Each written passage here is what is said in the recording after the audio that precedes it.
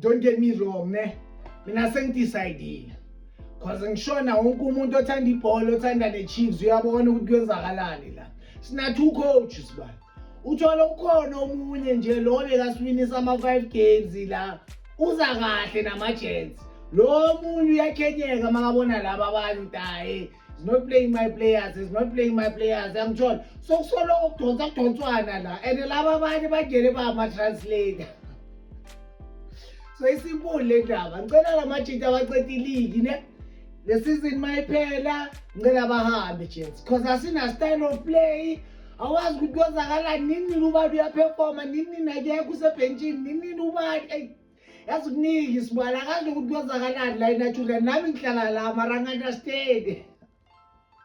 So isimple le ndaba. Ngicela ama-Jets mayileague iphela mpethu management ingasihukumezi sibani let's just have one coach hayi laba ama-translator. Thibo noBhumba ama-translator.